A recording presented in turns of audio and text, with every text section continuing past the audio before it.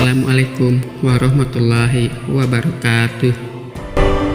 Sebelum datangnya Islam, ibadah haji sudah dikenal dan dilaksanakan oleh bangsa Arab, terutama di Mekah. Namun, dalam bentuk yang telah mengalami banyak penyimpangan dari ajaran asli Nabi Ibrahim alaihissalam. Ibadah haji berasal dari ajaran Nabi Ibrahim dan Ismail. Mereka membangun Ka'bah atas perintah Allah dan menyerukan manusia untuk berhaji ke Baitullah. Ajaran ini murni tauhid dan ditunjukkan hanya kepada Allah. Namun, seiring waktu, ajaran itu diselewengkan oleh keturunan mereka dan suku-suku Arab lainnya. Mereka mencampurkan tauhid dengan kesyirikan dan mengubah kata cara ibadah sesuai hawa nafsu dan tradisi suku masing-masing.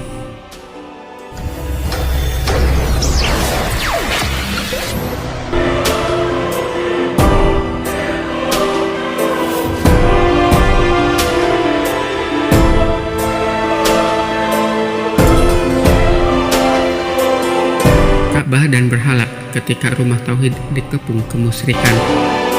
Bayangkan sebuah rumah suci dibangun oleh tangan mulia Nabi Ibrahim dan putranya Ismail. Rumah itu bernama Ka'bah. Ia berdiri kokoh di tengah padang gersang Mekah sebagai simbol tauhid keesaan Allah yang Maha Tunggal. Tapi siapa sangka berabad-abad kemudian tempat suci itu justru dipenuhi oleh ratusan patung, sesajen, dan ritual-ritual yang tak pernah diajarkan Ibrahim. Sebuah rumah untuk menyembah Allah yang esa malah berubah menjadi pusat penyembahan berhala.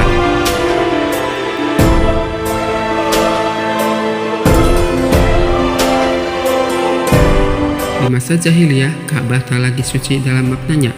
Sekitar 360 berhala berdiri di sekelilingnya, bahkan diletakkan dalam Ka'bah itu sendiri. Mulai dari patung kecil setinggi lutut hingga patung raksasa yang berdiri angkuh menatap para peziarah. Salah satunya adalah Hubal, berhala terbesar yang dianggap sebagai penguasa langit oleh Quraisy. Ia diletakkan di dalam Ka'bah dan dipercaya mampu menentukan nasib manusia lewat anak panah ramalan. Ya, kamu tak salah dengar, berhala dijadikan juru ramal nasib oleh kaum Quraisy zaman jahiliyah.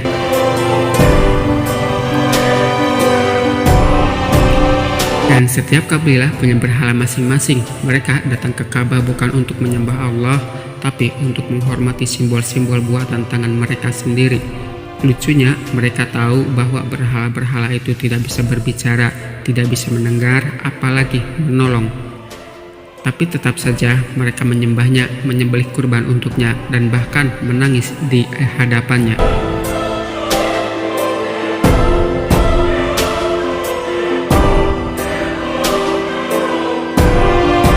Puncaknya kemusyrikan terjadi ketika Ka'bah dikelilingi oleh orang-orang yang tawaf sambil telanjang, dengan dalih bahwa mereka tidak layak tawaf dengan pakaian yang telah mereka kenakan untuk maksiat. Ritual yang seharusnya penuh kesucian malah berubah menjadi tontonan amoral. Lalu mereka memanggil-manggil berhala mereka dengan suara nyaring, menari, bernyanyi, bahkan kadang kerasukan dalam ekstasi spiritual yang sesat. Ironisnya, semua mereka lakukan di depan Ka'bah, tempat yang dulunya hanya diperuntukkan bagi penghambaan kepada Allah semata.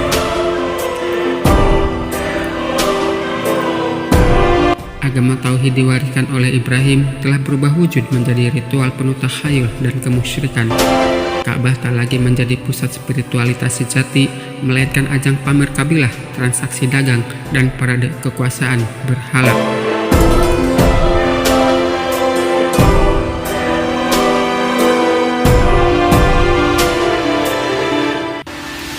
Namun, zaman akan terus berputar. Ketika langit Makkah mulai menyambut kelahiran seorang anak bernama Muhammad, masa depan Ka'bah pun berubah arah. Bukan dengan pedang atau harta, tapi dengan wahyu dan kebenaran. Ia datang bukan hanya untuk mengingatkan, tapi untuk membebaskan Ka'bah dari belenggu patung dan syirik yang menyelimutinya selama berabad-abad.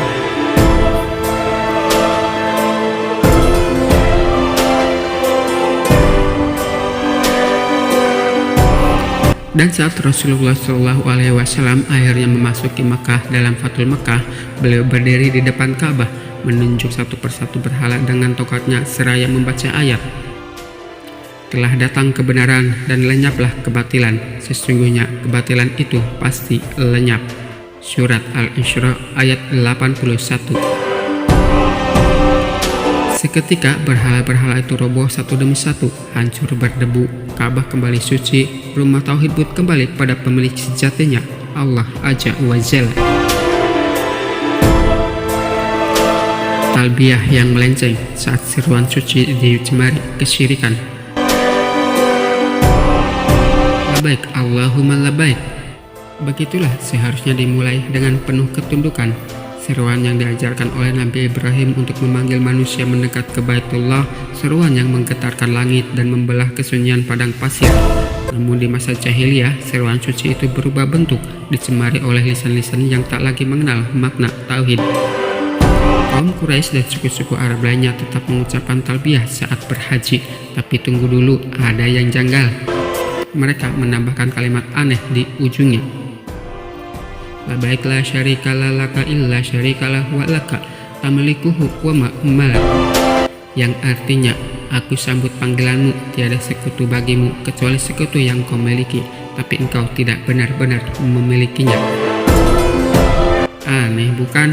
Mereka menyatakan bahwa Allah tidak punya sekutu, lalu menyisipkan pengecualian. Itulah paradoks kaum jahiliyah. Mereka tahu bahwa Allah itu pencipta langit dan bumi, namun tetap menyembah berhala sebagai perantara. Mereka tak berani meniadakan Tuhan, tapi juga tak sanggup melepaskan tradisi sesat. Ketika musim haji tiba, para penyair jahiliyah berbaris di pinggir-pinggir padang Arafah. Mereka tidak membawa zikir atau munajat.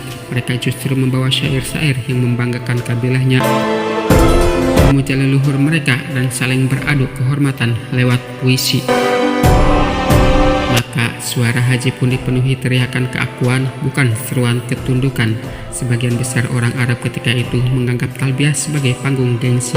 Semakin keras seruan mereka, semakin tinggi mereka merasa di hadapan kabilah lain. Bahkan ada yang menambahi talbiyahnya dengan nama-nama berhala kesayangan mereka. Yang diseru bukan lagi Allah semata, tapi juga Lata, Uja, dan Manat, tiga berhala yang mereka anggap bisa menyampaikan pesan doa mereka ke langit. Apa yang semula adalah bentuk penghormatan, ini berubah menjadi paradis syirik yang dilestarikan secara turun-temurun. Mereka tak lagi datang ke Ka'bah untuk mencari ampunan, tapi untuk dilihat, didengar, dan diagungkan oleh manusia. Sebuah ibadah yang kehilangan roh. Namun semua itu berubah ketika wahyu turun, mengguncang kejumudan yang mengakar dalam tradisi. Rasulullah Shallallahu Alaihi Wasallam mengajarkan kembali talbiyah dalam bentuknya yang murni. Labaik Allahumma labaik, labaik la syarika laka labaik, innal hamda wa ni'mata laka wal mulk la syarika lak. Aku penuhi panggilanmu ya Allah, tiada sekutu bagimu, segala puji, nikmat, dan kerajaan hanya milikmu, tiada sekutu bagimu.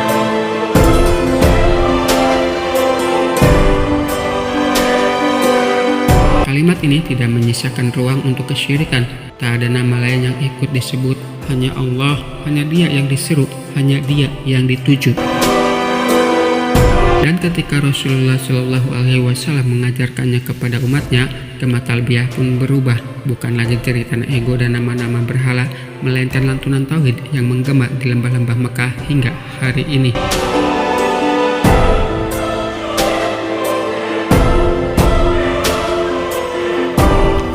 Arafah ketika waktu suci dijadikan mainan kaum elit Quraisy. Bayangkan sebuah padang luas bernama Arafah. Inilah salah satu titik sakral dalam ibadah haji. Disinilah para jamaah berdiri, berdoa, menangis, memohon ampun, dan menyatukan hati mereka di hadapan Allah. Bahkan Rasulullah Shallallahu Alaihi Wasallam pernah bersabda, haji adalah Arafah. Sebegitu pentingnya sampai-sampai tanpa wukuf di Arafah, haji menjadi batal. Namun, mari kita kembali sejenak ke masa jahiliyah sebelum sinar Islam menerangi lembah Mekah. Di masa itu, bukan Allah yang menentukan waktu Arafah, tapi manusia, tepatnya para petinggi Quraisy. Quraisy merasa bahwa mereka bukan sekadar penjaga Ka'bah, tapi manusia kelas 1 di dalam skema haji. Mereka menganggap diri mereka lebih suci, lebih tinggi, dan lebih tahu tentang agama ketimbang kabilah lain.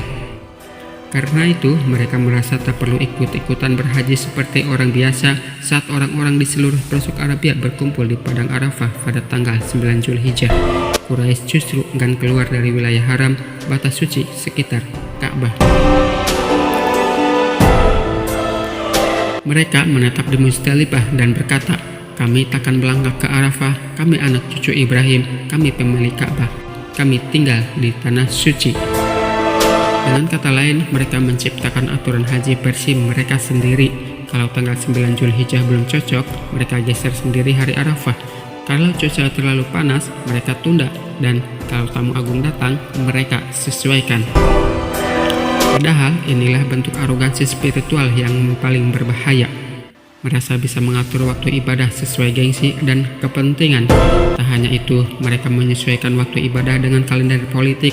Kabilah yang berkuasa bisa mempengaruhi keputusan kapan wukuf dimulai. Bahkan seakan-akan haji menjadi agenda nasional, bukan ibadah ilahiyah. Ini bukan lagi haji yang tunduk kepada Allah, tapi haji yang tunduk pada ego manusia. Bayangkan betapa kacaunya suatu kabilah bisa wukuf di Arafah hari ini, yang lain besok, sementara Quraisy berdiam diri di dalam batas haram sambil mengamati dari jauh, seolah merekalah pengatur surga. Maka tak heran ibadah haji sebelum Islam terasa lebih seperti festival adat, penuh ritual, tetapi kehilangan arah dan makna. Lalu datanglah Islam menyapu bersih kebingungan ini dengan satu kata kunci, ketaatan. Islam menghapus keistimewaan palsu, mengembalikan Arafah ke tempat-tempatnya semula, sebuah padang tempat semua manusia, kaya, miskin, Quraisy atau tidak, berdiri sama sejajar. Rasulullah Shallallahu Alaihi Wasallam sendiri, meski beliau berasal dari Quraisy, tidak membuat aturan sendiri. Beliau berhaji dengan penuh ketundukan, wukuf di Arafah tepat pada waktunya, tak lebih, tak kurang. Ia berdiri bersama umatnya tanpa sekat, tanpa kelas, hanya dengan satu niat, tunduk kepada Allah semata. Dengan begitu, Arafah kembali menjadi mihrab kejujuran, bukan panggung politik.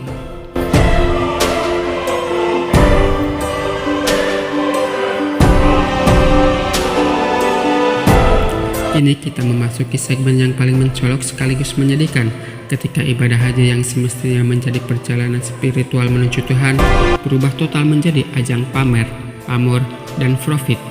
Inilah kisah tentang bagaimana tata cara dan tujuan haji diselewengkan oleh tangan-tangan manusia hingga kehilangan ruhnya.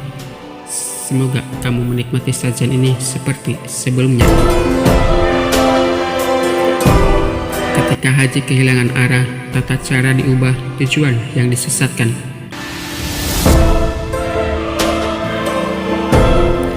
Pernahkah kamu membayangkan sebuah ibadah yang megah, penuh makna, namun perlahan-lahan kehilangan rohnya? Itulah yang terjadi pada ibadah haji sebelum Islam datang, sebuah ritual agama warisan Nabi Ibrahim yang semula syarat keikhlasan dan tauhid, malah berubah menjadi panggung besar bagi ego manusia. Di masa jahiliyah, kaum Arab masih melaksanakan tawaf, sa'i, wukuf, dan penyembelihan hewan. Tapi tahukah kamu, semua itu telah dimodifikasi, dikostumisasi sesuai selera dan dikomersilkan oleh kabilah-kabilah yang kuat. Ibadah disulap jadi tradisi sosial, bahkan industri. Tujuannya bukan lagi mendekat kepada Allah, tapi mendekat pada status, pengaruh, dan keuntungan. Mari kita mulai dari tawaf. Ibadah yang semestinya dilakukan dalam kekhusyuan kini berubah jadi karnaval tanpa makna. Ada yang tawaf sambil telanjang karena merasa bajunya tidak suci, ada yang menyanyikan syair-syair kebanggaan kabilahnya, dan bahkan ada yang menjadikan tawaf sebagai ajang pencitraan. Lihatlah aku orang Quraisy, aku lebih suci dari kalian. Lalu lihatlah ritual penyembelihannya, yang dahulu merupakan bentuk ketaatan Nabi Ibrahim saat diperintahkan menyembelih Ismail, kini berubah jadi ajang pesta pora. Orang-orang berlomba menyembelih hewan dengan jumlah yang terbanyak, bukan demi keikhlasan, tapi demi nama. Semakin banyak darah yang mengalir, semakin tinggi derajatmu di mata manusia. Sementara makna kurban tentang cinta, pengorbanan, dan ketundukan terkubur di balik hembusan asap daging bakar.